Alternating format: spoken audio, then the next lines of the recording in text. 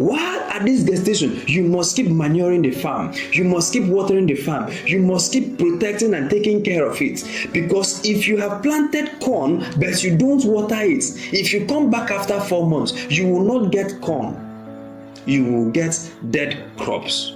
And that is why while people are in the wilderness pursuing daily bread, they forget to water the corn. You have planted the corn today, yes. But the corn will be ready for harvest in 4 months, yes. But between now and the next 4 months, you need to be eating, yes. But while you are now focused on what you will eat today, you forgot to water the corn. After 4 months, you will still be looking for what to eat.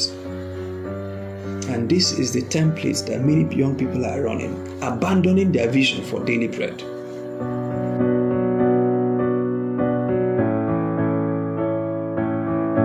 Good evening, everyone. My name is Chima Christian, and it's my pleasure to welcome each and every one of us to today's episode of Boqer School of Governance, Thriving Amidst a Determined Opposition.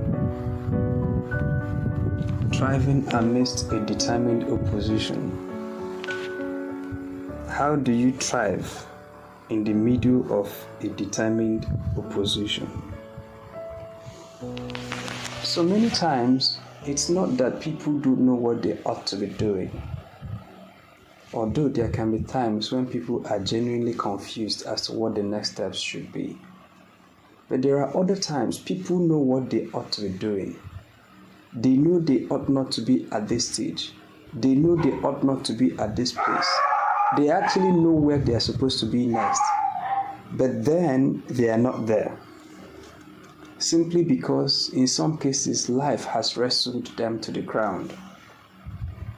And we will soon talk about the limitations of living in a distracted world. But apart from that, many find themselves scrambling for daily bread. Especially many in developing countries find themselves scrambling for daily bread. And in this scramble for daily bread, although you will acknowledge that there is a need to put body and soul together, yet the opium of daily bread, if one is not careful, can rob one of their future. So in today's class, we are simply studying: should people starve to death because they are pursuing their future? Especially at those introductory stages of their visions, when the vision is not strong enough to fund itself, let alone fund the vision bearer. Is there a fine line? If yes, where is the line? And how do we maintain that delicate balance between attending to the demands of the now and sowing the seeds of the future? Those are some of the questions and the areas that Boqer School of Governance will attempt to answer this evening. So if you're here, you're living with two things. One, there is a deeper level understanding because we're going to do some prognosis this evening. But apart from understanding, it's going to be empowering. So let's do the prognosis a little bit. It's a noisy world, and you need to know this. There is a mad scramble for your attention. I apologize for the dogs misbehaving this evening. Please pardon them. I am not distracted, and I implore you not to be. There is a mad scramble for your attention because you need a certain level of resilience. You need a certain level of focus. You need a certain level of doubling down on things for you to achieve them. However, there are a lot of things that aim to target your attention. Whether it be social media, whether it be, there is a lot happening and they happen simultaneously. So today I'm not going to be dealing with the noise in the world, but I need you to know that we live in a distracted world. If you're not distracted, by the way, it was G.K. Chesterton. No, not G.K. Chesterton. It was Walter Lippmann who was writing about it, I believe, in the 1960s or is it 1940s. But then what he was writing about is now manifest in our time. where people feel so much connected, though there is distance. For example, although United States of America has continued to be the global leader, and they've continued to do elections, however, with the advent of social media, with iPhone, with news in your hands, sometimes if you don't take time, you will be distracted by what is happening in America. Because now you get real life updates. Compared to when you had to wait for magazines to come once in a month, you are more distracted today. In fact, in the morning, if you don't take time, you are rushing to get WhatsApp notifications. If you also don't take time, things will be interrupting your processes. So that's a noisy world. And that things can get under the cracks when you live in an atmosphere of almost persistent distraction. But that's not what we are dealing with this evening, because you need a certain level of focus, as you can see on the slide, to be able to survive in a distracted world. And when we say focus, focus is focus, yes. To choose what to give attention to. To say, look, I don't have the capacity to pay attention to everything, but I can choose what to pay attention to. Focus is selective. You select what you feed on. You select what you listen to. You select what you meditate on. Whereas you've heard that no knowledge is a waste, we are now about to upgrade the curriculum. Actually, some knowledges are a waste of your time. It's a waste. You have not known all there is to know about what is important to you. For instance, I see fellow young men. They're so passionate about football. They can tell you about Eric Haaland. They can tell you about Manchester United. They can tell you all the goals that were scored in the 1960s. They can tell you, they know where Premier League, they know the ranking, they know everything. And I say to this person, do you intend to have a career in football? No.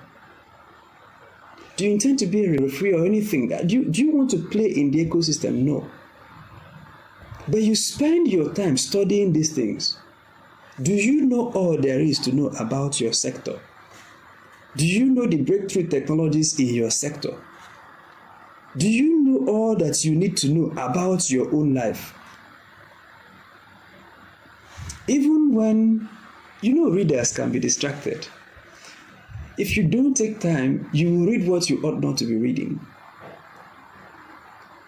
And that's where I focus in my own reading. I'm selective in what I read. Even when I go on YouTube, I'm selective in what I watch, because I can see salacious headlines, whereas I came today to study how I can improve on my finances. I might see a news that is telling me about Donald Trump. Although it's beautiful to learn what Donald Trump is saying or how that affects Nigeria, but today I'm dealing with my personal finances. And if I don't take time, I will go down that Twitter rabbit hole or YouTube rabbit hole. Whereas all those information seem good, but they have taken up the time that I would have invested in studying what is relevant to me. So it's a noisy world. A lot of things are looking for your attention. And then in that world where many things are scrambling for your attention, give attention to what you want to give attention to. But attention and noisiness of the world, even in selective approach to learning, it's not everything that you need now. So the question I've asked myself is, what area of my life will, I think I have to look for a better language, but the point I'm trying to make, pardon the English language, but the point I'm trying to make is, what area of my life will, if improved upon, will impact everything I'm doing? So, for instance, if it is my prayer life, although books on giving are beautiful books to read, but my prayer life is what is affected as at today, I will focus on books on prayer. I will focus on tips on prayer.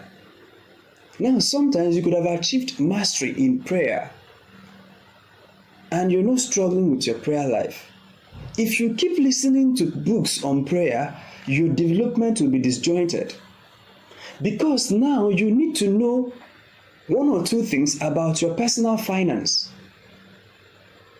And if you don't stop reading about prayer and pay attention to your personal finance, then although you are spiritually strong, you are financially weak. So even when you have gone back to YouTube and you are confronted with messages on prayer, you have to focus to say, I have gotten prayer.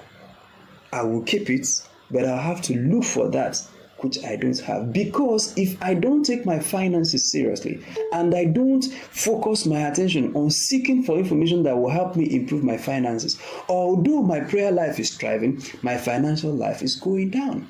So when you take an audit of your life to say, I need to learn about finances, I need to learn about my marriage. For instance, if you achieved some level of success with finances, or maybe finance is a problem, but you notice that your relationship with your spouse is falling, you can't be reading about fasting and prayer.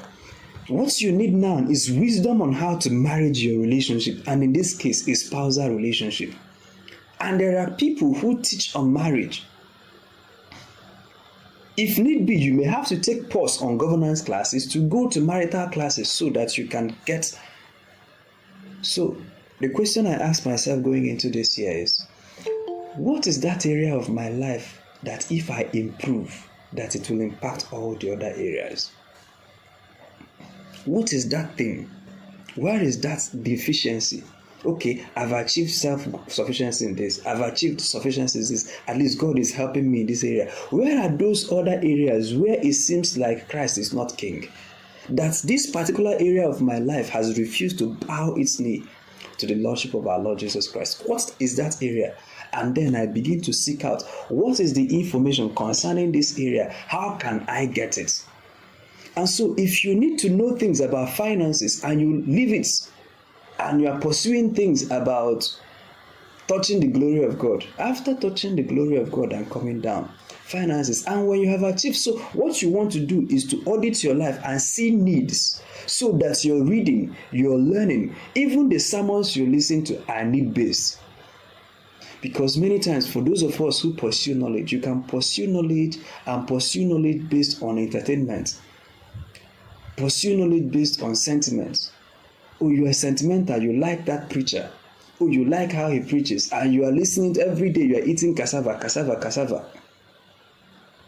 But then there is vegetable, there is other classes of food.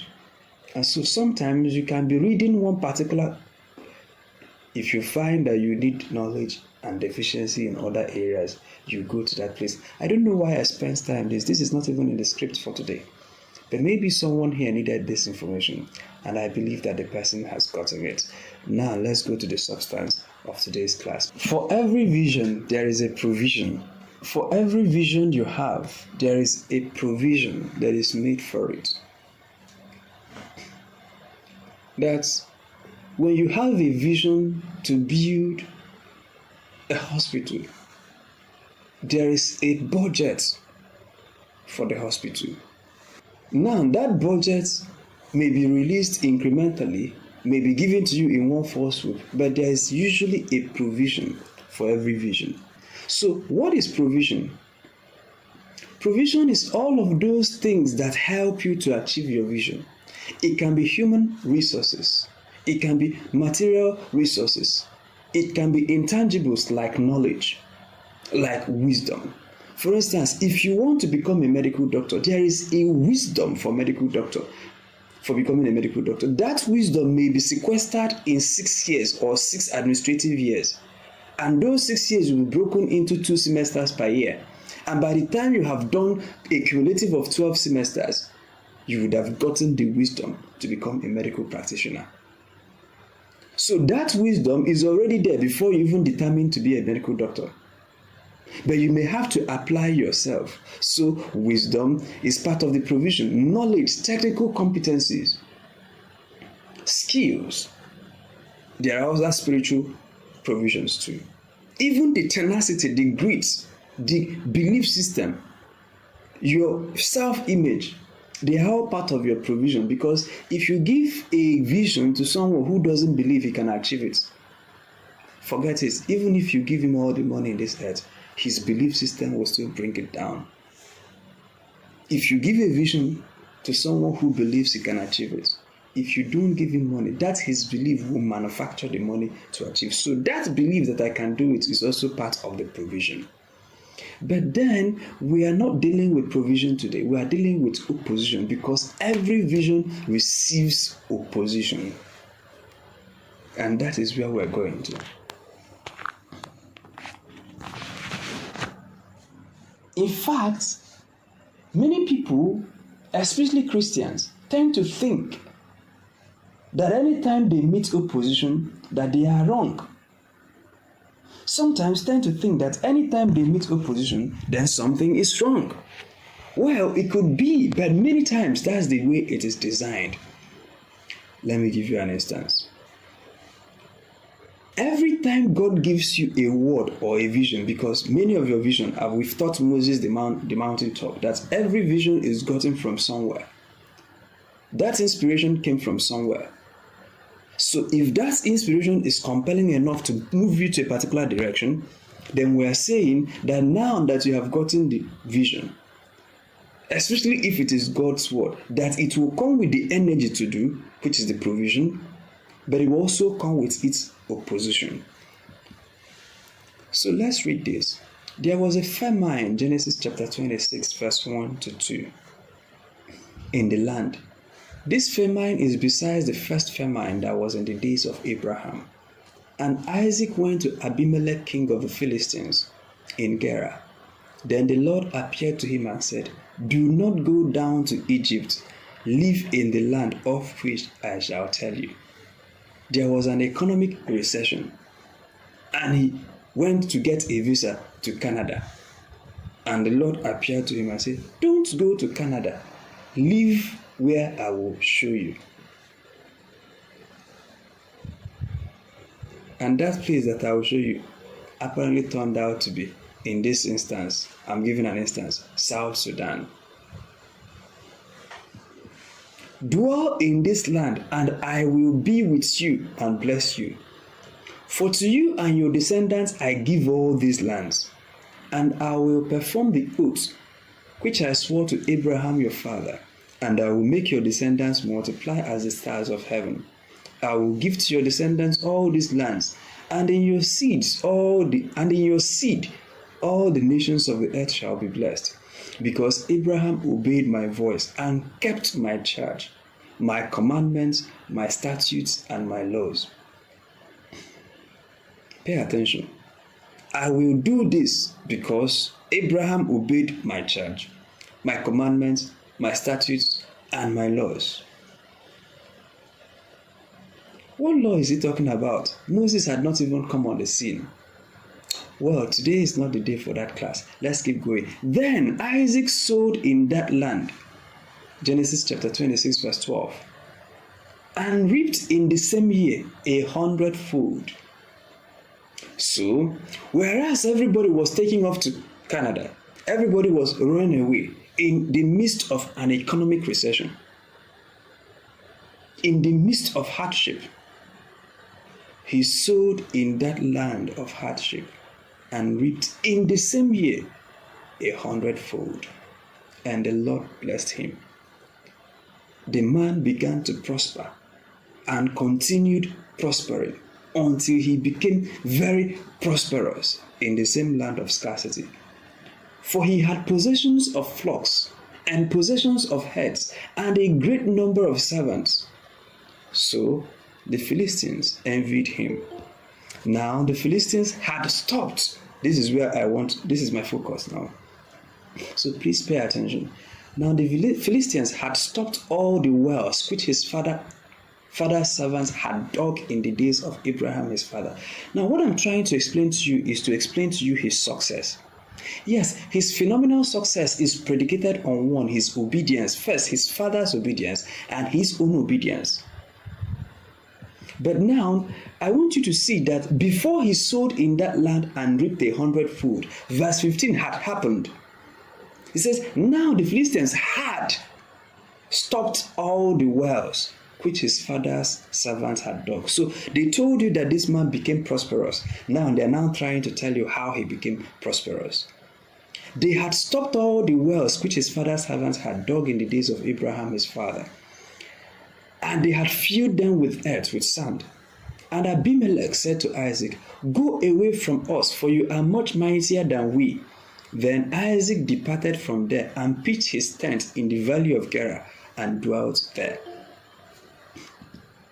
And Isaac dug again the wells of the water. So this is 2 times now. Remember, his prosperity, because when you don't look at it carefully, you will think that it was a miraculous or a magical prosperity, although it was. But his prosperity is because whereas there was drought, and you know what happens in the drought, first crops start failing because the crops are no longer getting water, so the crops fail. I think in the contemporary definition of drought, for there to be declaration of a drought, I think there need to be no rain for at least 3 years. I think so. Someone needs to verify that. But I think it's 3 years. You can't just, after 2 months, you didn't see rain, you now say you're in a drought. No. I think you need to have missed 3 rainy seasons for you to say now we are officially in a drought. Either 3 or 2, but I think it is 3. Subject to confirmation. So now, let's stay on that baseline if I'm right. And someone can quickly check it. That rain has failed, not fall. Failed. So there was no rain in the land for 3 years and everybody was beginning. So crops were failing. The few ones that were left in the barn were becoming more expensive. Their animals were beginning now to die. And then this man, God taught him a technology of irrigation. So his father Abraham dug well because the Bible told you that there was a former drought. Let's go back. So there was a famine. Why was there a famine? Because there was no rain. And this famine that met Isaac is different from the one that met Abraham. So how did Abraham survive that famine? He dug wells and extracted water from the ground and watered his crops and watered his animals. So whereas others were waiting for rain, this man was getting water to feed his flock and to feed himself. And why did he become so rich? Because now he had food, whereas the whole country didn't have. So naturally, the money of all the country will gravitate to him so that he will feed them. He had more servants because people were coming to say, "Let me serve you, just so that I can eat." And so his servants were growing, his animals were growing, his crops were growing. But now the Philistines, in envy, went to stop all the wells. Not only did they do that, they moved the man out of the land, so he dug wells again the second time. So he called the wells by the names which his father had called them. Also, Isaac's servants dug wells in the valley. This is the 3rd time. And there found a well of running water. But the herdsmen of Gerar quarreled with Isaac's herdsmen, saying, "The water is ours." Now, these guys were there all along. They were waiting to die. And someone, imagine digging the earth. This is not the time now where you are using technology, where you have the technology that do your pipe-borne water sinking. This was manual labor.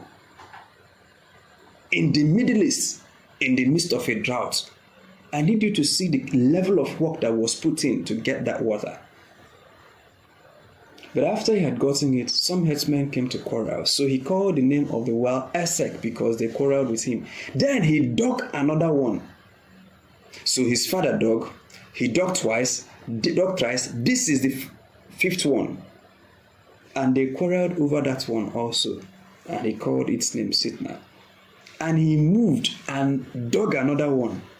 Now it was in the 5th or the 6th try that they did not quarrel over it. So he called its name Rehoboth because he said, "For now the Lord had made room for us, and we shall be fruitful in the land." So the Lord told him, "Stay," and instructed him, "Follow the footsteps of your father and do irrigation." And so he did irrigation. So when the Bible now said, and Isaac sowed in that land and reaped in the same year 100-fold, I need you to see what had happened.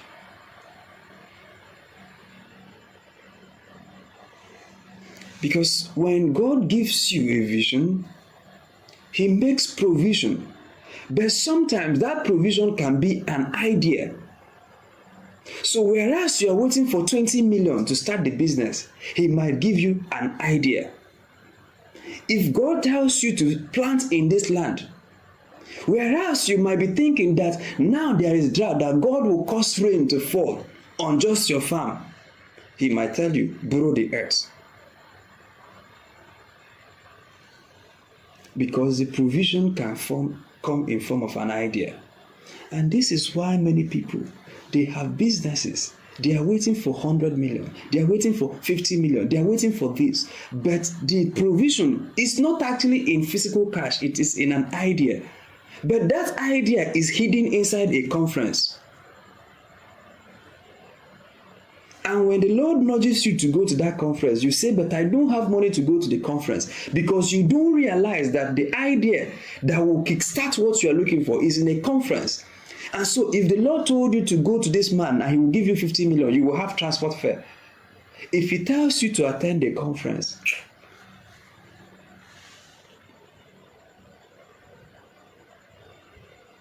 if he nudges you to start learning about cryptocurrency, if he nudges you to start learning about something, so the provision may not be exactly the way you want it. If I were Isaac and the Lord told me to farm, I would be expecting that once I go to, in the morning, everywhere is filled with rain. That's not what happened. He started digging wells. So like I said, that every vision comes with provision. In the case of Isaac, he had ideas. If he did not execute those ideas, although God told him to stay in the land and to sow in the land, he will not reap 100-fold, and God is still good. So many times you audit your failures. Are they God's fault? Are you expecting him to fund it a particular way and he chooses to fund it a particular way? Maybe he has put that idea to fund his vision in a book. Maybe he has put that idea in a tape. Maybe he has put that idea in a man. Maybe he has put that idea in a class. Maybe he has put that idea in a course. But you are waiting for physical money. And he's saying, you have to borrow the earth. The bottom line is that although it was God's word, but it received opposition. This is the substance of the class. Because many people think, oh, because I heard God, then everything should go happily ever after. It doesn't work that way. In the case of Isaac, it was God who said, stay, dig, do this, and he kept on receiving opposition. If an anointed man of God, the inheritor of the promise, God appeared to him, yet there was opposition. Let's read one more scripture. Acts chapter 26, verse 15 to 16. So I said, who are you, Lord? And he said, I am Jesus whom you are persecuting. So this was the encounter Saul had with King Jesus on his way to Damascus. But rise and stand on your feet, for I have appeared to you for this purpose, to make you a minister and a witness both of the things which you have seen and of the things which I will yet reveal to you. I will deliver you from the Jewish people as well as from the Gentiles, to whom I now send you. 1. To open their eyes. 2. In order to turn them from darkness to light. 3. In order to turn them from the power of Satan to God. 4. In order that they may receive forgiveness of their sins. 5. And they will receive an inheritance among those who are sanctified by. So, see Pauline manifesto. Someone who is coming to open people's eyes. Yet, the person who is sending him to open those eyes is telling you, I will deliver you from the very people whom you are about to open their eyes. You are trying to do good, but the people you are trying to do good to will hurt you, will oppose you, will resist you. Because many times this is the bane of good people. They think that because they are good, that the earth will be, that everything should be good towards them. I am a kind man, therefore I demand kindness. No, sir. See his manifesto. You are coming to open their eyes, to turn people from darkness to light, to turn people from that, to make people receive forgiveness, to help them and move them into their inheritance. Yet, the very people, you need to be delivered from them. And if you study Paul of Tarsus, you will see the many opposition he received. Is it the imprisonment? So he had a good mission, but there was opposition. You read the manifesto of Jesus Christ, where he read, "For I have come in the volume of books as it is written of me." You will see what he said that was written of him to come and do. Yet they grabbed the man and killed him. 2 Timothy. Now Paul was saying in chapter 1 verse 12, "That is why I am suffering as I am. Yet there is no cause for shame, because I know whom I have believed and I am convinced." So there is the suffering attached to his mission. This suffering is as a result of the opposition. People who are determined that that place you want to go, that you will not get there.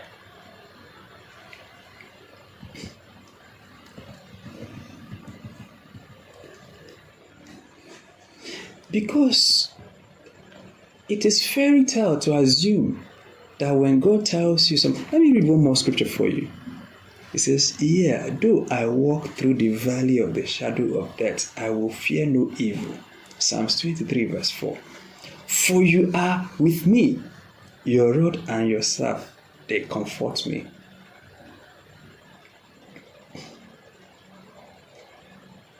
He is with you quite well, but you will walk through the valley of the shadow of death. You will walk through it. You will walk through it. He will not airlift you. You will have to walk through it. He will be there to comfort you while you are walking through, but you will walk through it. And so, I need to deal. The core message I was given this evening is actually on the theme called daily bread. We want to deal with daily bread, because daily bread, if you don't take time, daily bread can be a major hindrance to the vision you have.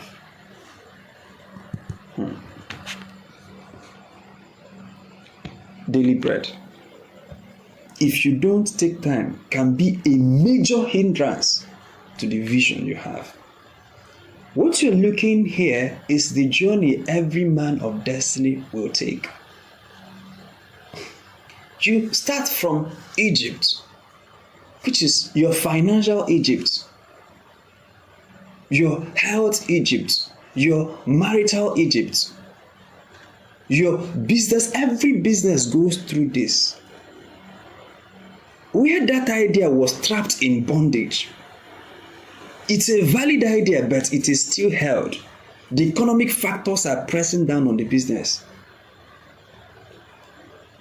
Policies of government pressing down on the idea. Because many times people think that when they receive a vision, that things will work out magically because they received a vision. No, that is not how it works. The way it works is that you have a compelling vision. For instance, I like giving instances. If I ask, okay, or whoever is closest to their microphone, give me, what is your compelling vision? What are you trying to achieve this year, next 2 years? What would you have achieved and you will count your life as successful? What is that vision? Okay, yes, Hadassah, go ahead. Okay, for me, I would say one of the vision that I know is compelling for me is the aspect of parenting, the scope of parenting. Having to build a system that, we have a lot of schools that teach on marriages, teach on different aspects of, the aspects of parenting, changing the scope of what it means to raise children. I think that's something that a vision that I have for myself is to build either a school or a system that teaches parenting in such a way that people come out and they know how to raise children. So that's for me. Beautiful. That's compelling. So I will work with that vision and I will use that vision to connect. Now, when you have this compelling vision, you will think that because you have the vision to create an alternate system, a school or something of some sort, to help many people train their children better, to create a new ecosystem for parenting, to create a model parenting template. You will think that because of this vision, that every other thing in the whole wide world will align to push you to that vision. But that's not the way it works. There are some provision, but there is also almost in equal measure some level of antagonism to that vision. So your parents may be sick.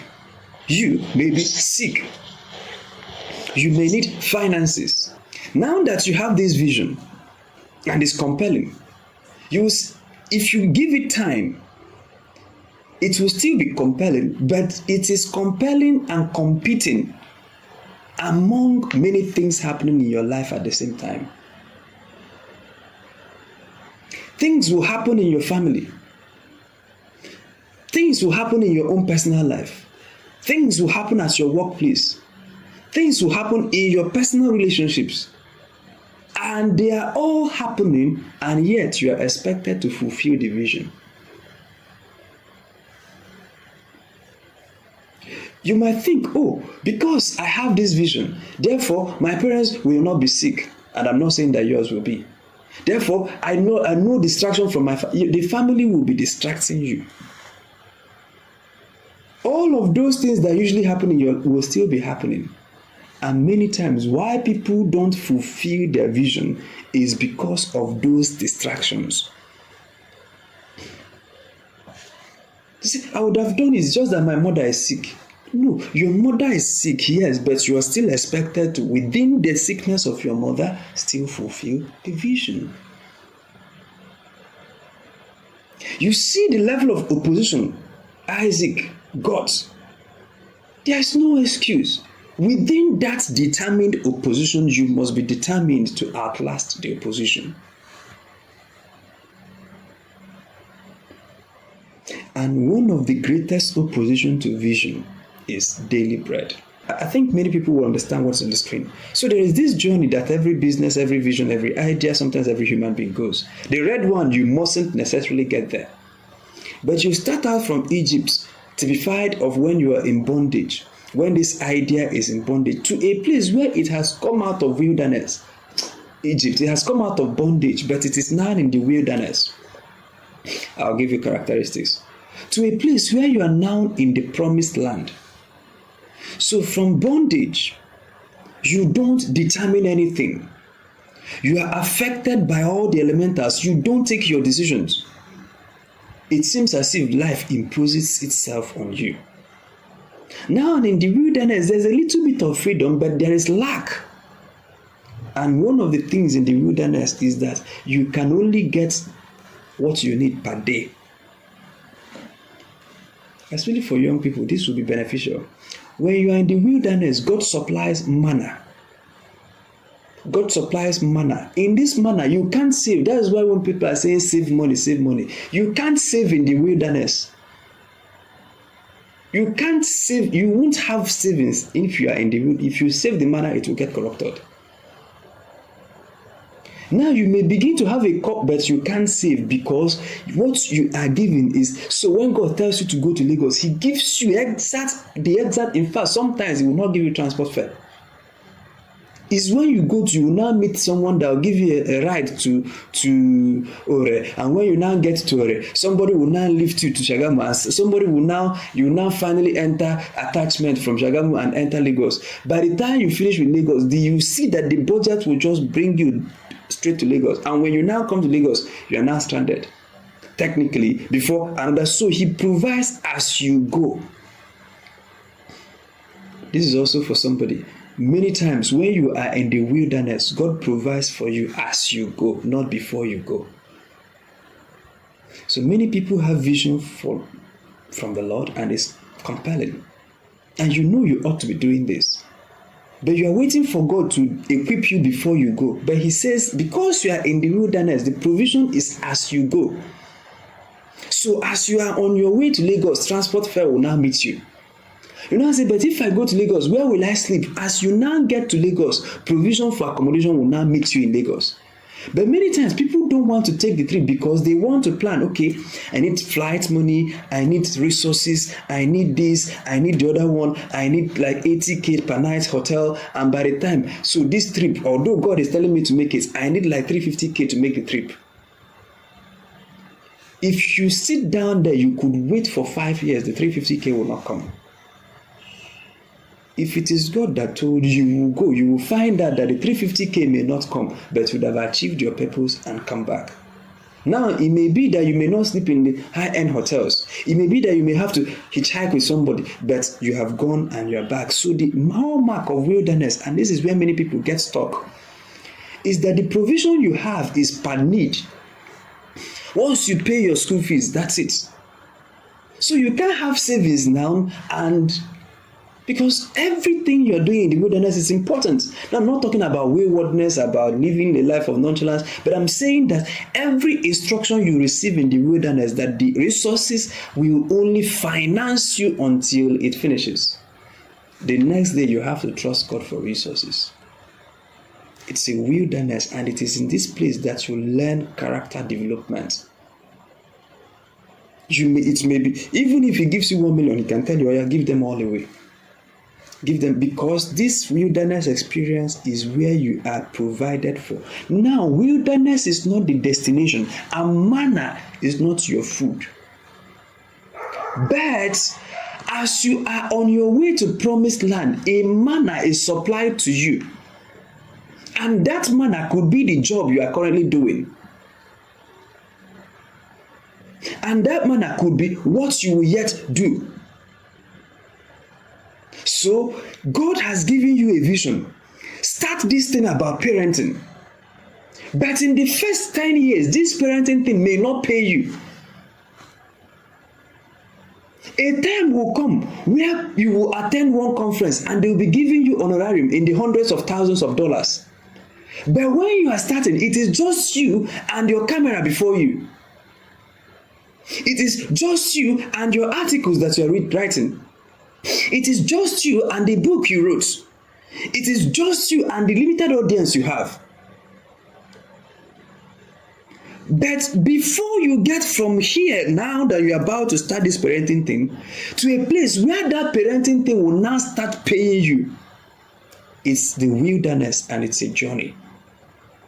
So, God can now put you in a system that will be paying you 80K minimum wage while you are on your way to the promised land. God can now put you in a system where you will go to volunteer while you are on your way to the promised land.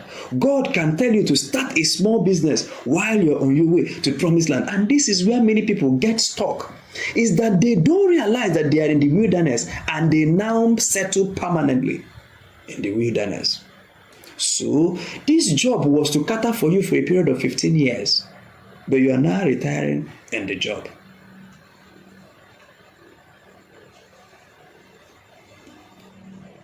While I was in the early stages of my life, I started photography. In fact, it was photography.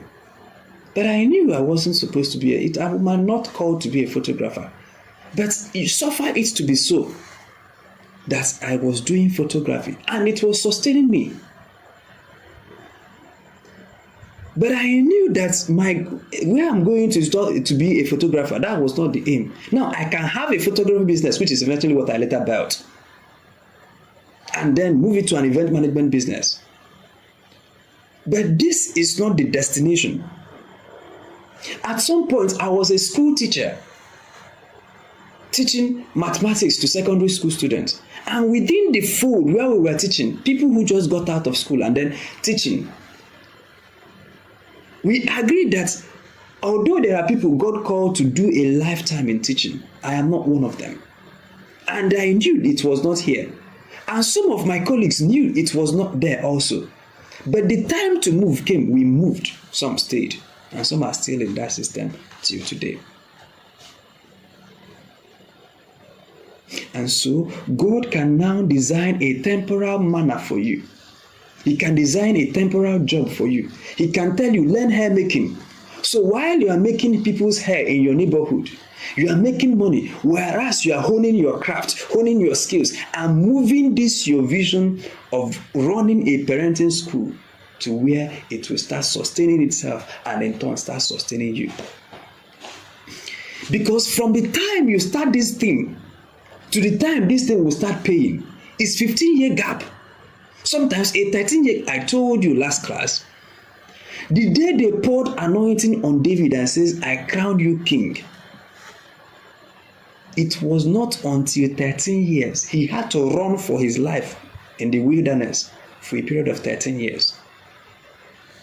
And in those 13 years, you now notice where he was begging people to give him food, where he will along the journey enter a church and eat bread meant for priests. So you saw how God provided for him in the 13 years. After that, did you hear about David and food again? But the thing is now that you are on your way to kingship, but you are not yet there. This idea is on its way to when it will put you on the throne, but it's not yet there. And so God can design a temporal system to be feeding you while you are on your journey. And that is usually what is called daily bread. Give us this day our daily bread. Although that daily bread can mean a lot of things, but in this particular context of our discussion today, the daily bread can be your salary. The daily bread can be what you're doing now. But sometimes even you know that you are not supposed to do this. This is not where I'm going to, but I'm just passing through this area. And sometimes people now tend to build a permanent structure in the place where they are supposed to pass. So the scramble for daily bread, now that they are in this job, now that they have started that small business, now that they have learned that skill, and they are now beginning to plait hair, you are not supposed to forget the school God told you about. Whether you are plaiting hair or you got employed in a company or whatever it is. Now, what most people do is, this vision that God gave me, they calculate. If I start this thing, it will take me 15 years before I get to where I was going to. Therefore, let me put it aside and pursue daily bread. Guess what? While in that rat race called daily bread, the 18 years will come and meet you. The 18 years has passed, but there is no promised land because you dwelt in the wilderness.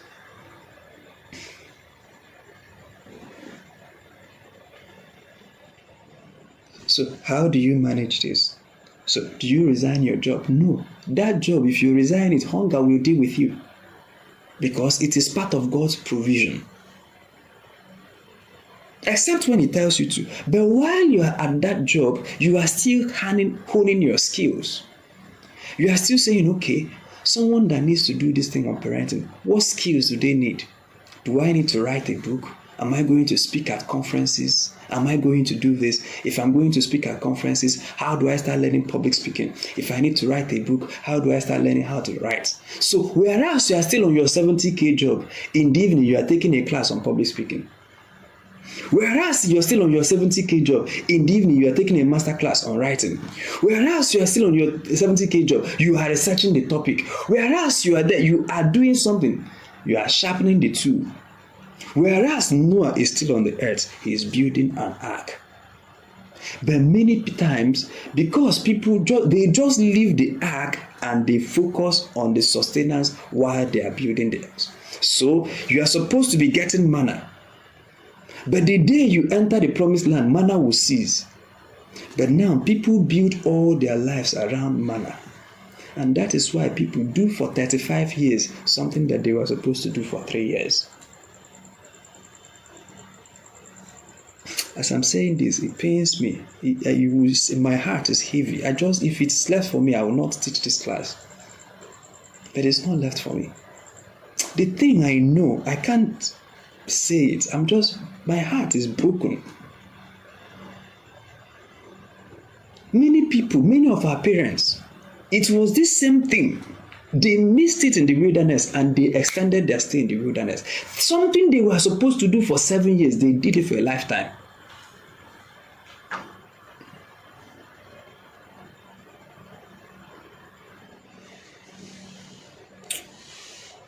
strength. And I see many young people, and I pray that God helps us. They are hustling for daily bread, especially in the kind of economy we live in.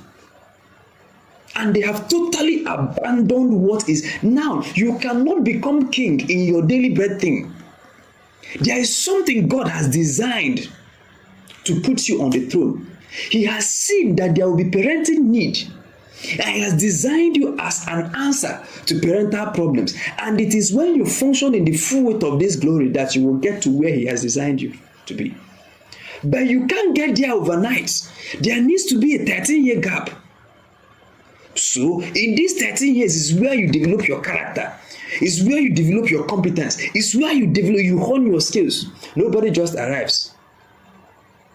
They went through stuff before every overnight success went through several years of process. But many times people now circumvent that process because they want to focus on feeding them their daily bread. That money you are looking for is in that vision God gave you. That money that you are looking for is in that vision. But even if you start that thing today, it will take time before it matures. In one of our classes, we did say that if I impregnate my wife this evening, for instance, it will still take her 9 months to produce the baby. Even after we have given birth to the baby, I cannot expect to give birth to a son. Let me use Adam for Abraham, for instance. Abraham was barren for a long period of time. And when the angel now came to Abraham, and he says, by this time next year, not even what he said, he says, according to the time of life, Sarah, thy wife, will be found with a child. So these people have waited this lengthy period of time to have a baby. And guess what? It was God who told him that I will give you this baby. And now, towards the time God wants to give him the baby, you will not think that because they've been barren for so long, that God will now put the baby and they will give birth to the baby. No, He still went through according to the time of life. There is this gestation period of 9 months for babies. It can be 5 months for other animals. If you plant corn today, you will reap in 4 months or 3. If you plant cassava, some 8 months. There are some, if you plant palm trees, 2.5 years, 3 years. So every idea has its gestation period, and this vision you have has its gestation period. And while in this gestation, the mother must be feeding well. While at this gestation, you must keep manuring the farm. You must keep watering the farm. You must keep protecting and taking care of it. Because if you have planted corn, but you don't water it, if you come back after 4 months, you will not get corn. You will get dead crops. And that is why while people are in the wilderness pursuing daily bread, they forget to water the corn. You have planted the corn today, yes. But the corn will be ready for harvest in 4 months, yes. But between now and the next 4 months, you need to be eating, yes. But while you are now focused on what you will eat today, you forgot to water the corn. After 4 months, you will still be looking for what to eat. And this is the template that many young people are running, abandoning their vision for daily bread. That money you are looking for, God had put that money in something He has asked you to do.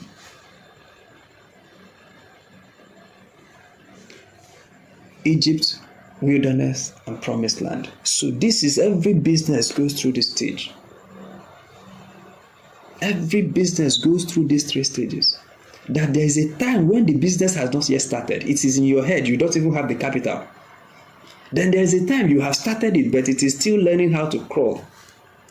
If you do your work well, that business will get to its promised land. And by the way, the thing about promised land is that once you enter, it keeps expanding. Because today your promised land may be 2 naira. After a while, it will move to 3. After a while, it will move to until you have accomplished God's purpose. But the thing with promised land is that if you don't take time, you will go to exile in Babylon. And it is in the wilderness that God furnishes character. So that when you eventually become this person who is being invited in all the places, speaking from one place to the other, that you will not become arrogant about it. That the success will not get to your head.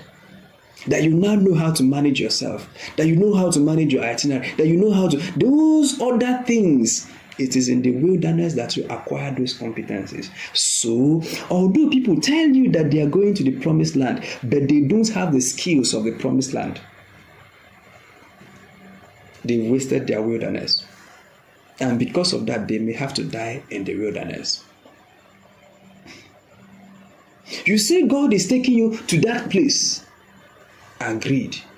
But in the wilderness is where you're supposed to fashion yourself and prepare yourself for that place and continue to water the seeds to get you there.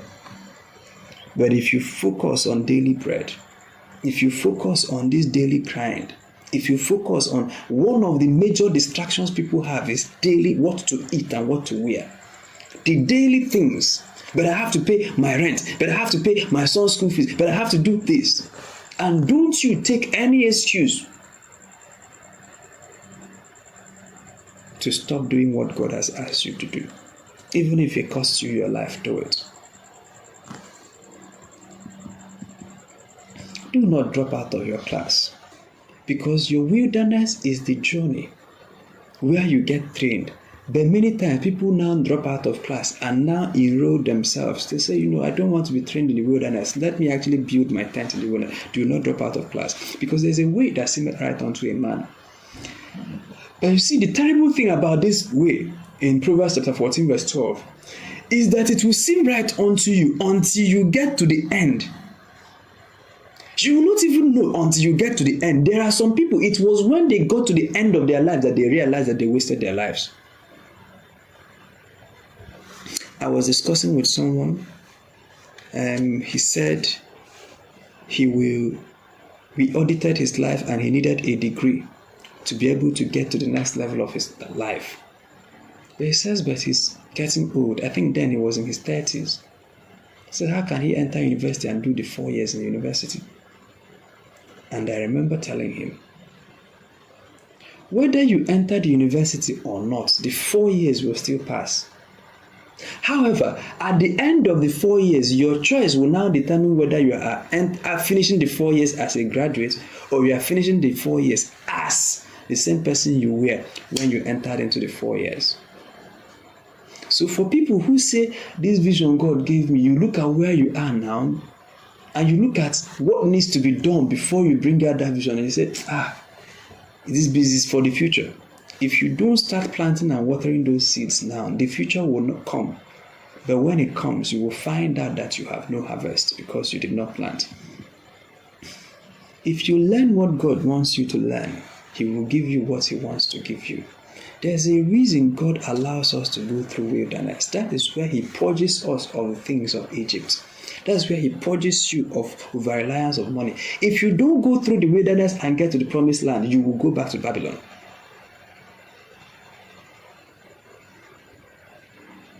Because now this man, if it is in the wilderness that God gives you money and tells you, so He gives you daily bread, and then eventually you will meet God the provider.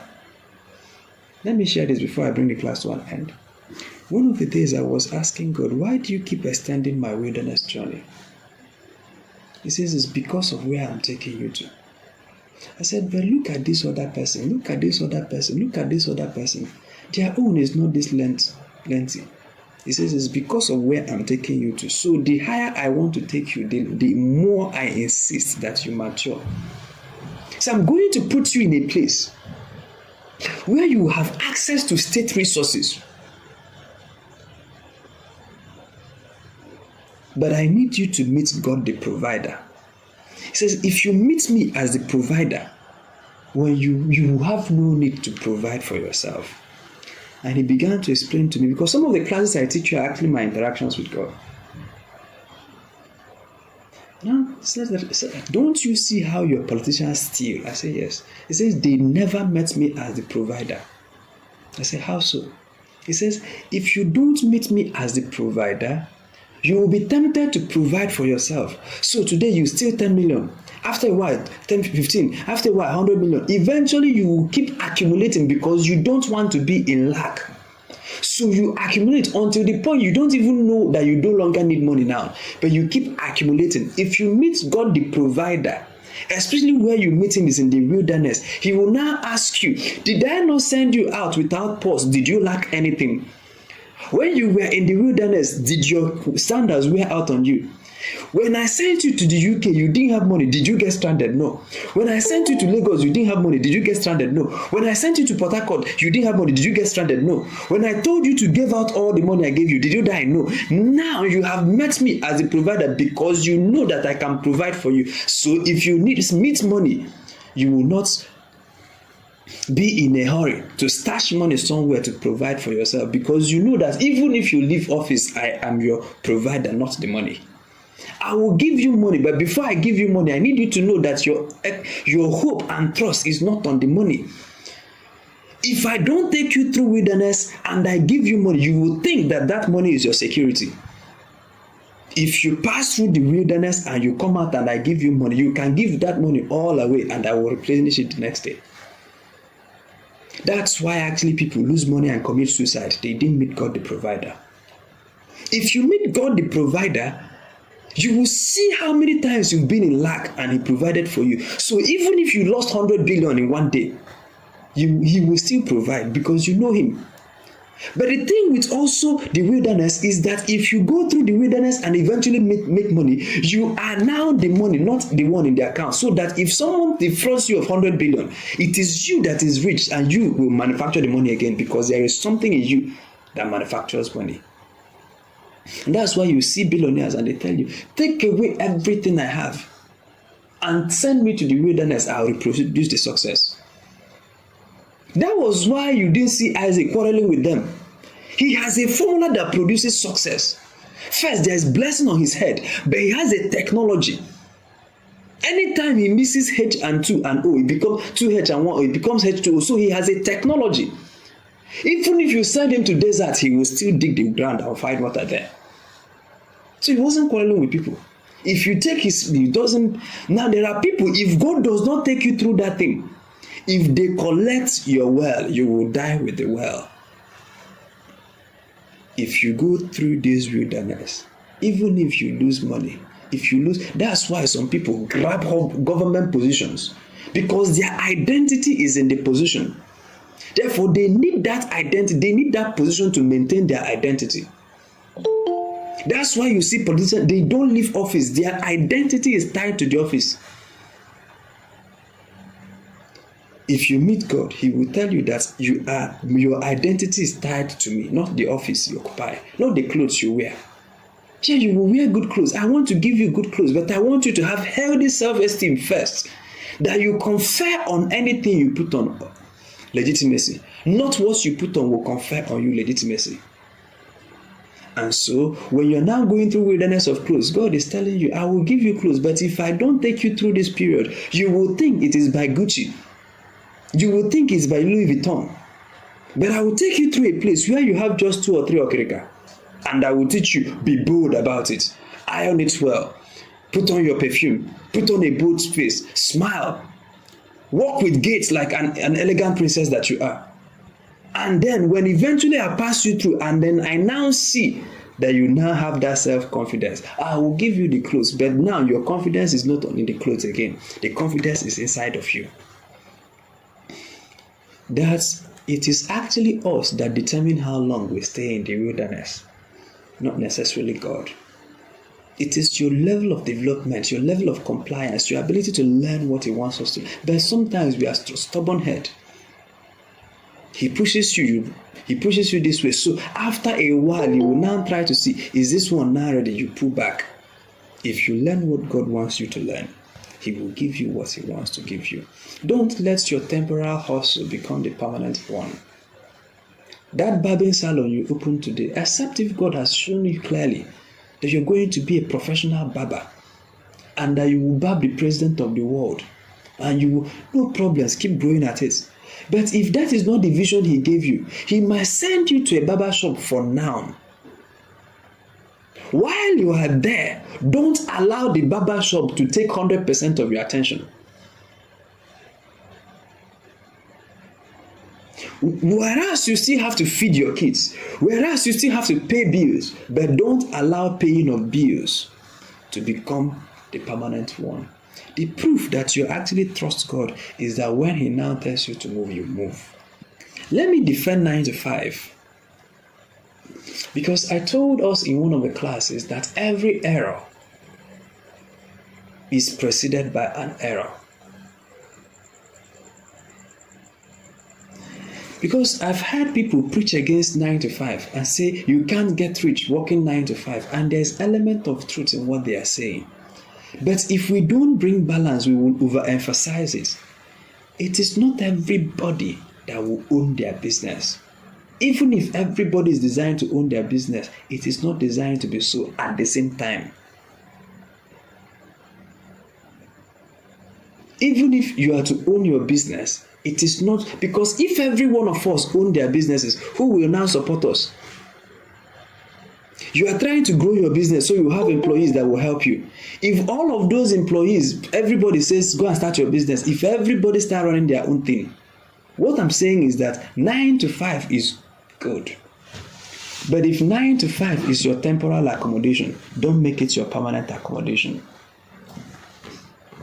But 9 to 5 in itself is not bad. That small thing you are doing is not bad. Menial work is not bad, but don't die a menial laborer, because there are times you may have to do menial work.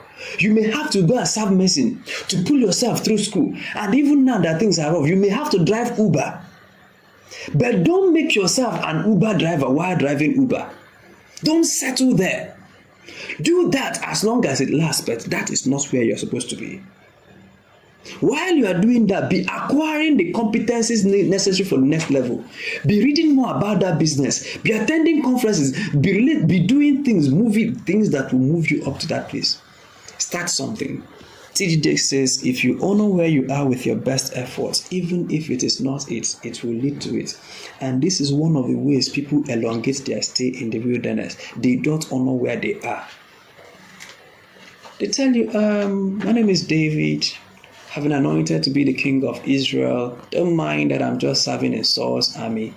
No, I'm the one that will be king. I've been anointed. Yes, you've been anointed, but okay, you're not yet the king. Serve in Saul's army and serve with all your heart. Serve to the best of your capacity.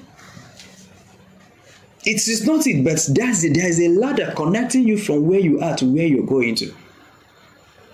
If you make a mess of where you are now, it will affect where you're going to. In fact, it might even truncate it.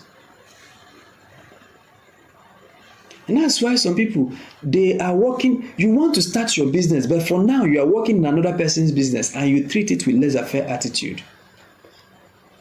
If at all you will ever start your business, it will not prosper.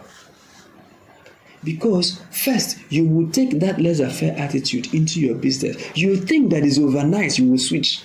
I see some people who are womanized, who are doing all manner of things, and they say, once I marry. It's not true now. The character you are supposed to acquire over a 10-year period, you allowed your character to degenerate, and you now think by just one day, now they pronounce you husband and wife, you now acquire character that you are supposed to spend 10 years acquiring. People, you don't work hard, you are lazy, you are nonchalant, you are not studious, you are not productive in another person's business. You now think that when you start your business, you become productive. But you spend 10 years rehearsing on productivity. No, sir. It is in another man's business that you build the competence. I was discussing with one of my mentors this evening, and I was telling him about the new business we are starting. And he was, of course, giving me guidance, which is usually I solicit his wisdom in many of the things I do. And whereas I understood his concerns, I now told him, remember that I'm not coming into this business as a tabula rasa. I might be new to this specific niche, but behind me is a 15-year track record of managing businesses, and successfully so. So I said, see this business, I grew it to this one. See this, I did it to this one. See this, I did. So there's a track record. Although I am new to this business, but the fundamental principles governing businesses are still the same. If I'm hardworking in the other one, I will now take that hard work and put it here. If I'm lazy in the other one, I will still import the same laziness here. If I am studious there, I will bring that studiousness here. If I am up and doing, I will still bring it. So there is a track record. So where you are now may not be it, but this is where you develop the character for it. If you work hard at this job, if you will get there, you will work hard. If you plan well at this job, if you get there, you will plan well. The Bible says, he that is faithful in little is also faithful in much. If you are not faithful in little, in these riches of this earth, who will commit to you through riches? If you are not faithful with this small thing you are doing, you are not supposed to be a barber, but that barber shop you are running, run it with excellence. That's what we are saying. You are not supposed to be a teacher. You are just to teach for 5 years, but while you are that, do it with the best of your ability. Give your very best. It is a transitional period, yes, but give it your best shot. Even if it is not it, it will lead to it. Honor where you are with your best effort. Even if it is not it, it will lead to it. You see this with Jacob. Honored his father-in-law Laban. He was not supposed to be a servant to him forever. This one was the one that was to inherit the estate of Abraham. Actually, Isaac had blessed him, but now he finds himself doing boy for another man. But while he was doing that boy, he was doing it to the best of his capacity. You see it with Joseph.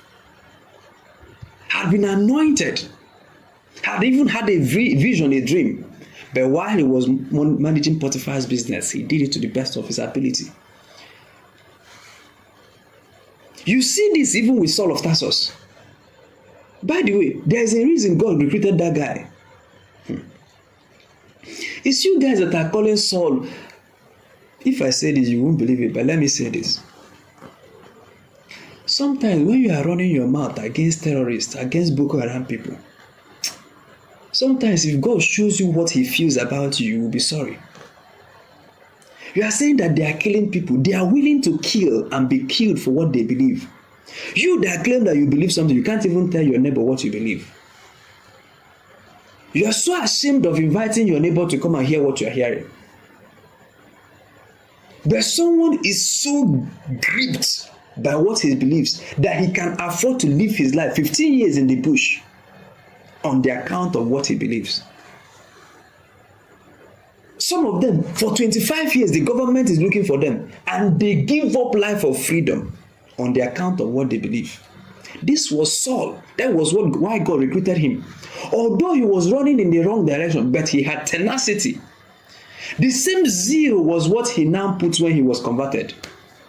If a lazy person becomes a Christian, that thing you had is what I said.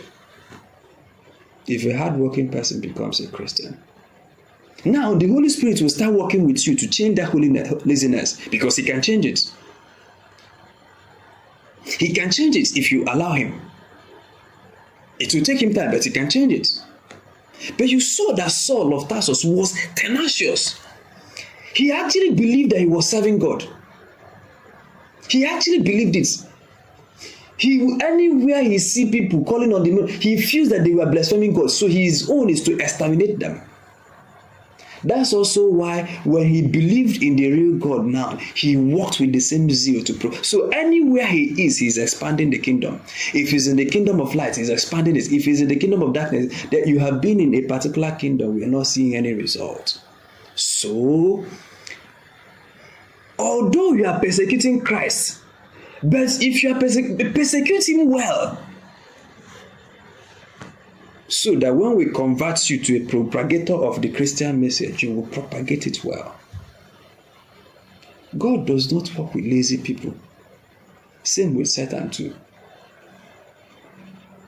If you honor where you are with your best effort. So, Hadassah, there will be gaps between you and your promised land. You may have to volunteer to someone. You may have to learn a craft. You may have to start doing small buying and selling. You may have to start learning how to do this. God may be moving you to this place, move you to another company, move you to do IT here, move you to do. So there will be things you will do in your life before you get to your promised land. Offer those things with your best effort. But while you are there, keep moving to the promised land. Don't ever settle in the promised land. Don't ever settle in the promised land. Don't get comfortable. Don't get comfortable. Don't sleep where you're supposed to be standing.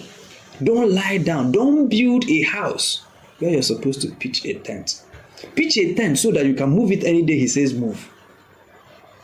Thank you and God bless you. If there are questions, I would love to take one or two. If there are none and there is something you learned from this class, also recap what you learned and then put how you will implement it in your own case. The opportunity will be to one or two people and then we'll call it a day. Are there questions? If there are, please raise your hands. Yes, Joshua. Go ahead, please. Yes. Good evening, sir. Good evening, everyone. Good evening. How are you doing? I'm excellent. Thank you so much for asking. So I just wanted to appreciate you for this profound session that we've had tonight. It was very personal to me and very impactful to me. Right. So I just wanted to, number one, say thank you, and number two, over the course of the teaching, you made reference to a previous message, which you taught as well, and I wanted to just say the name of the message. The name of the message is delaying gratification. Yeah. So for the benefit of those that might want to reference that, right? So it also aligns very much with what you're saying here, and putting those two things together, it's a profound asset that could help anyone. So I just thought to say that in case anyone might want to reference that teaching and study it also. Yes, sir. Thank you so much. I appreciate it. Thank you so much for bringing. Yes, so usually when I have taught a class, my mind is that people already know, and then I come to build on what they already know. But sometimes when I'm reminded by the Holy Spirit, I go to referenced classes or bring up one or two things from those classes. But I didn't even reference anything. Actually, I walked into this class with a very heavy heart. Thank you for that.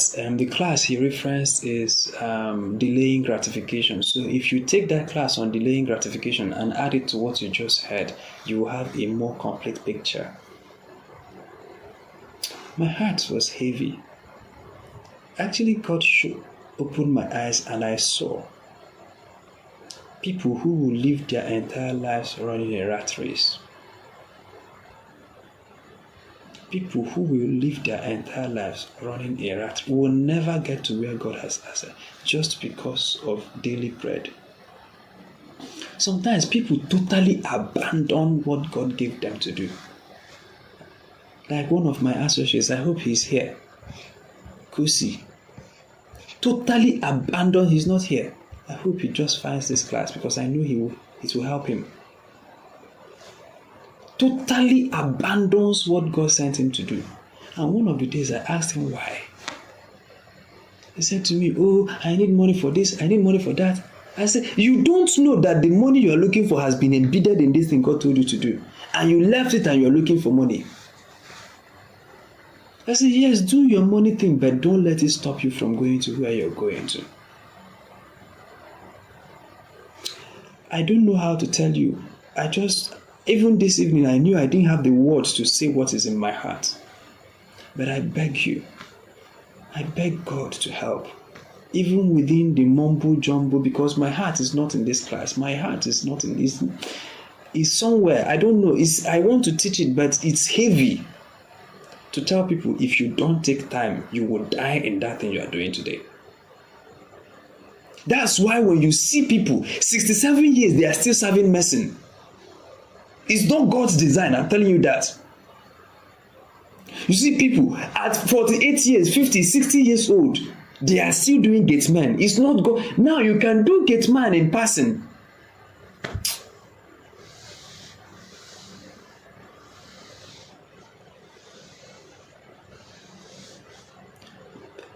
People who are supposed to be grandfathers now, they are doing menial jobs. Menial jobs they started in their 20s.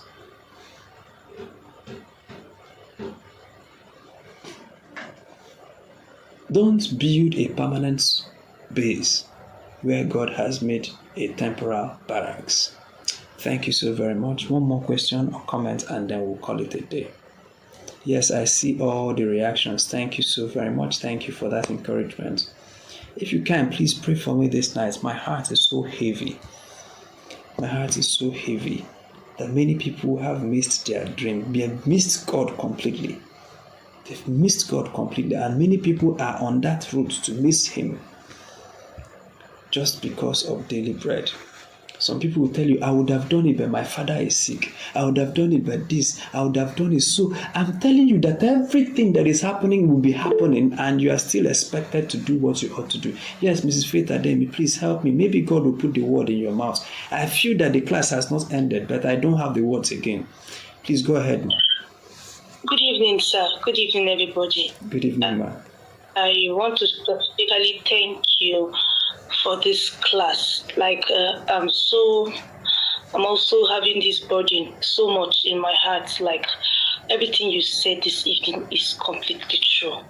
I just want to emphasize on the part you gave a story of somebody that said he said something and he's just feeling like he cannot go back to school. And that reminded me that KFC started KFC at the age of 50 something. I'm not really sure the exact year. After he retired from the military as a colonel, he was able to pursue his dream, and that is the KFC we have today.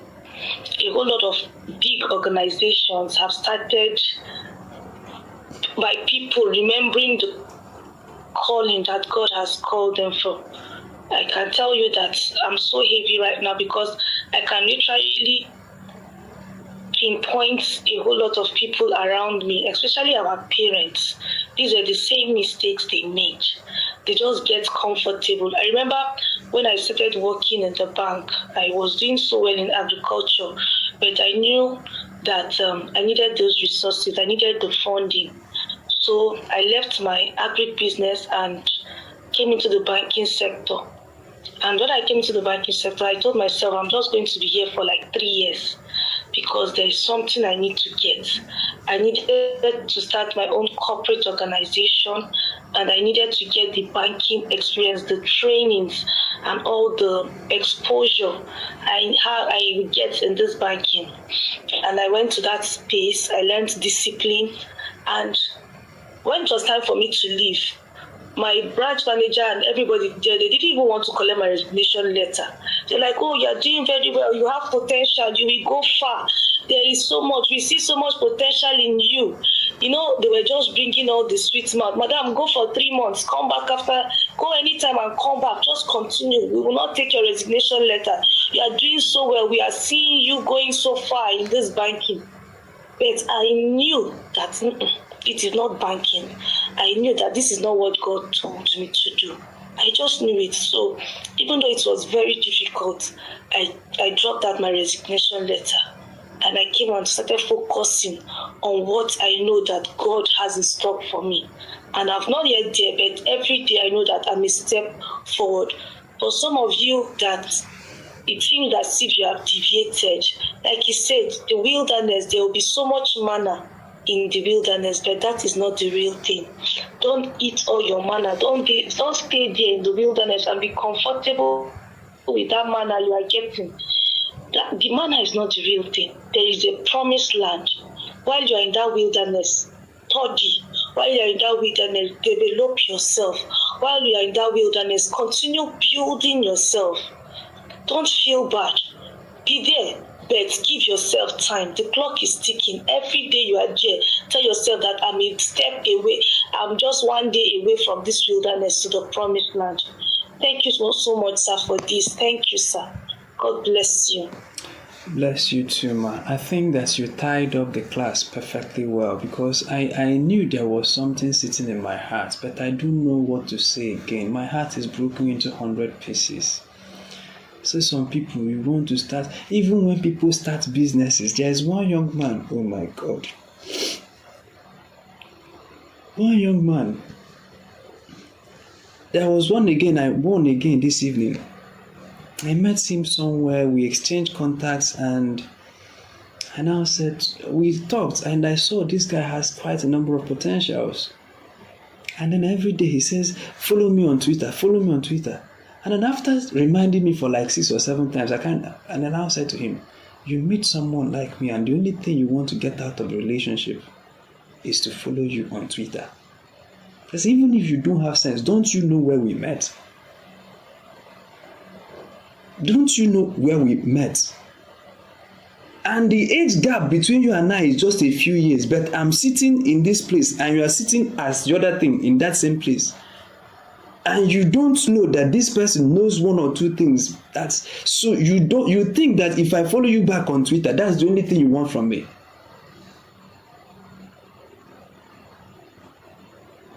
And I recommended things for him to.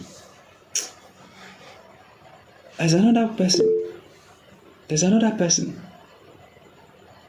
Oh, my dad is sick. Oh, that is happening. Oh, that. I said, you think that the time will come when life will be perfect. From your dad, your mom, your children, things will be happening. Economy will be getting tougher. Sometimes it will get better, sometimes tougher, but things will be happening and you are supposed to keep moving. Yes, will you take care of your dad? Yes, but after that, you will still do. David killed Goliath. He was still providing. Did you guys know that David was working 2 jobs? Go and read his story well. He was playing harmony, what is it called? Musical instruments for Saul. He was taking care of his father's sheep. He still had to run errands to send food. So he was managing the father's food, playing for Saul, managing the father's flocks rather, playing for Saul. So he was doing a lot of things. He will now say, oh, I am now managing my father's flock, therefore I don't have time to play for Saul.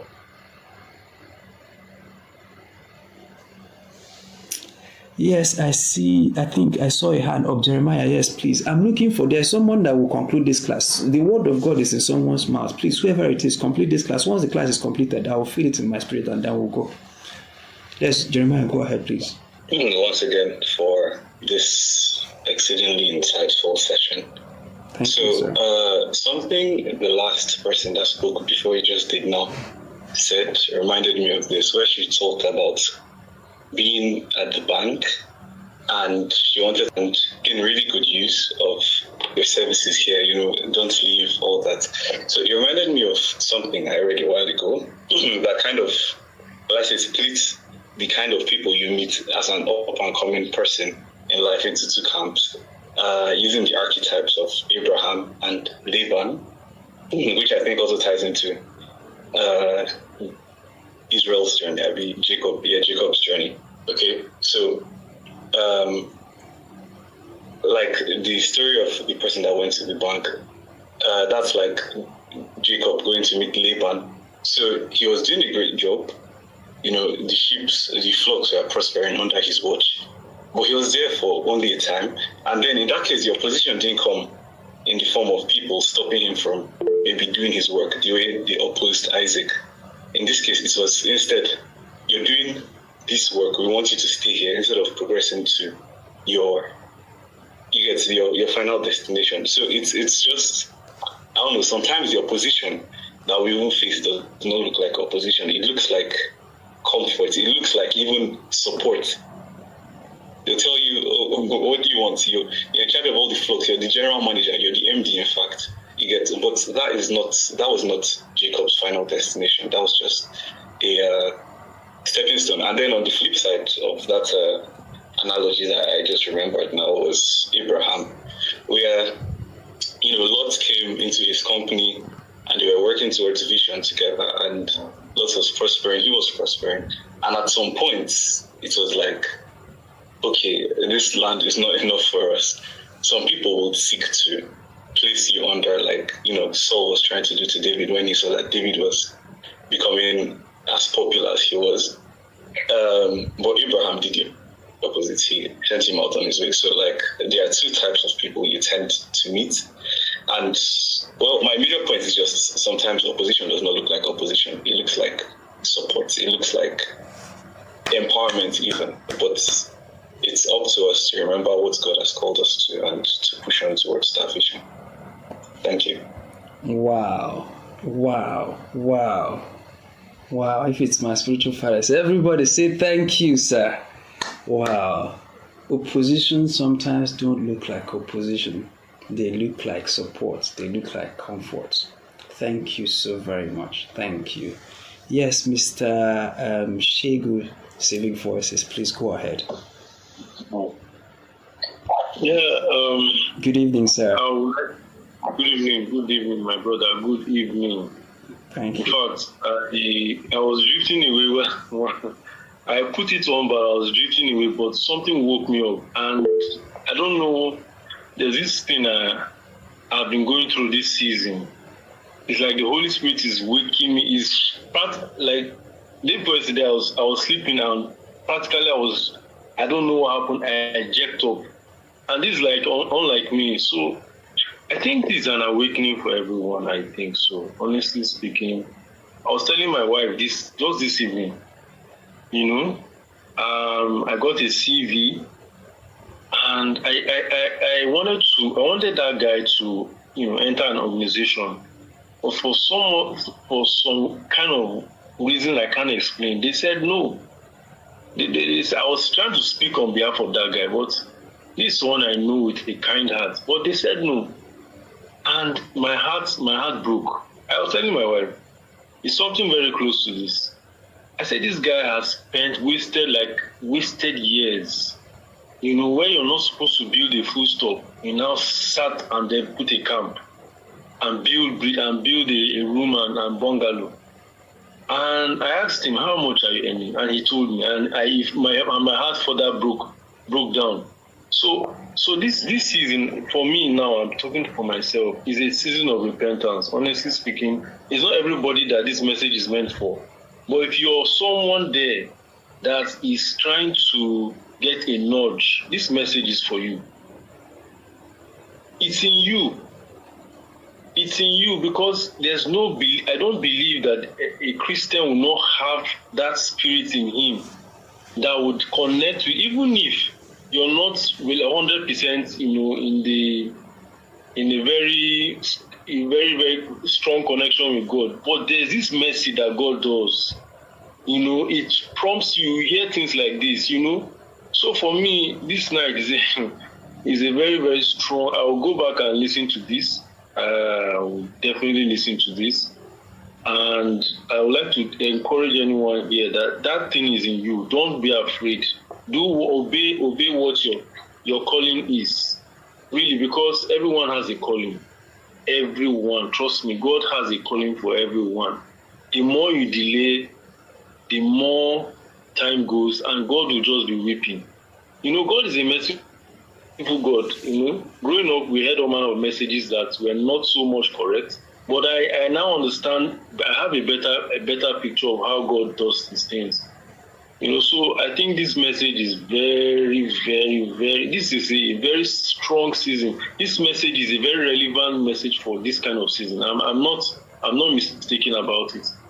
I've heard something like this 3 times in the past 2 weeks, in different forms and shapes. So, honestly, I will just say, please, whoever is listening to listen to this message again, and you will definitely take something that will give you strength for the journey. Thank you very much. That's my contribution for now. Thank you so very much. Thank you. God bless you. God bless you. God bless you. The experience I had before coming to this class, it was, yes, Hadassah. Oh yeah, take the microphone, please. Yes, Hadassah, go ahead. All right. Good evening, everyone. Good evening, sir. Thank you very much, sir. I would say this message was very impactful.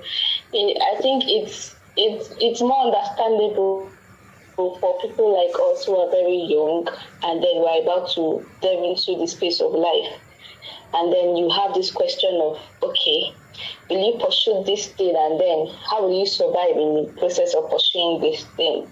Okay, or will you put it on pause and then pursue something else first that generates income? Because the truth is that, especially when you're coming from that space of need, you want to meet certain needs so that you don't because I think while listening for that retreat that happened, while listening to Mr. David Ogoshola, he said something about him staying on a book for about 3 years or so. And I'm like, how do you put all your 3 years into a book and all of that?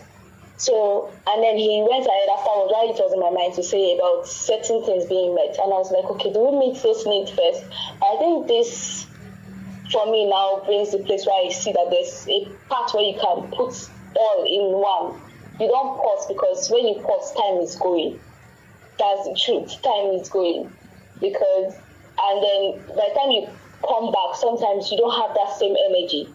Sometimes it has almost faded away, that it will require the mercies of God to get back to that space. And if there's something that's been on my mind, whenever I look at, especially my mom, she's somebody who's very ambitious, but she tends to say, I have other things that I cannot pursue this one, this one is not my goal. And then I can see the pain in her eyes when she's saying those things, because.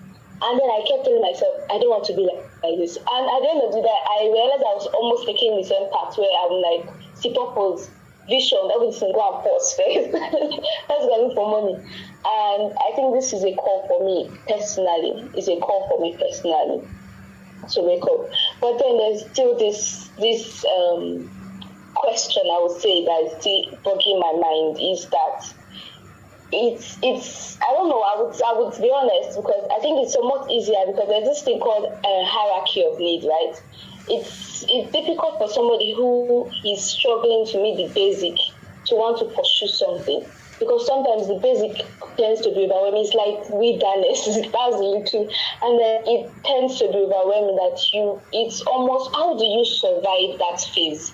Right? How do you, because it's easy to say, just do this.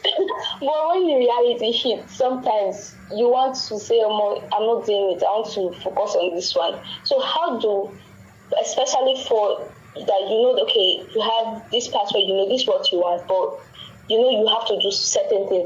How do you survive that? The vision doesn't die, or you don't now, how would I put it? You don't now become so miserable in the process. How do we survive that phase? Thank you so very much. Maybe you're forcing me to tell my own story. And I was, I think, 19 when I made a lot of money and foolishly lost all of them. I not only lost the money I made, I entered into debt. Because then I had money and I was a young up-and-coming guy, so I even had access to credits. So when I hit the rock bottom with other people's money. That was me at 19. I eventually paid back all those debts, but it was in the period that my mentor told me I had prayed and I knew it was politics, it was governance. He said, why don't you go and volunteer? And I took him up on his word. So someone who has made a lot of money and was even doing small renovation in my father's house then at 19 and bought vehicle. Anyways, just know that a picture of a young successful person and that has lost all his money foolishly, because the Bible said that a fool like his money are easily separated. That was the period that I started volunteering for a radio station. Why did I volunteer for the radio station? I knew that it was governance, and I knew that either I had done my analysis then. For me to be relevant in the political space as a young person, I need to have media skills so that I can offer media-related services to governorship aspirants who I'm trying to meet. Or I have youth mobilization skills that I can command young people, all those people that smoke, like I'm an area boy and I can speak the language. So because I can mobilize youth for them, they will engage me. Or that I have money that I can donate to them. And these were the three things a 19-year-old could offer to have a seat at the political table. So I felt I don't connect well with people, young people now, and I'm doing better at that because, of course, I have to do politics. But I said I don't connect with, because I was this rigid person growing up. My friends were few and all those guys that are bookworms. And so I felt that media was my easier. So I started volunteering for a radio station for 17 months without pay. One of those times, I couldn't fuel my motorbike. But I did not call in sick for one day. I did not take, even I wedded in that same radio, I did not take a wedding vacation. Not one day. I didn't call in sick. So the day that fuel will finish my motorbike, I will run to the I will be driving the vehicle and I will be praying that there will be fuel in it. I mean, while I knew there was no fuel just because I didn't have money. I will pack it in someone's house for like 3 or 4 days before I could have 87 naira to buy petrol. Is it 97 naira? Yet I will pack the thing there and trek to work, and it's a different town, and trek back, and with all the hunger and everything. Eventually when I got promoted, I got now accepted to be a staff. God moved us to now start volunteering for a political campaign. We took a pay cut, moved to a different city. Now it's no longer just me, it's me, my wife, and a new child. But we took a pay cut. And then after we finished the campaign, we got another offer. He said, take the same pay cut. We took a further pay cut. So what you're seeing is 11 years of volunteer work. I won't tell the story of Boqer School. That when Boqer School started, sometimes we have to borrow data to come and teach Boqer School. You know how people borrow data on MTN? Yes, we borrow data to come and teach Boqer School. And sometimes we teach Boqer School with our last card. And so there is no, for me, it's a lie. I don't like telling those stories because it will look as if I'm brag. That's why I don't even tell these details. But it's my wife that knows what we've been through and what have as a result. But what I know is that God has always provided. But He provides at the very time He provides daily bread. Is Mrs. Adeyemi here will know how we anyways. So last year, so we have learned like Paul to abase and to abound.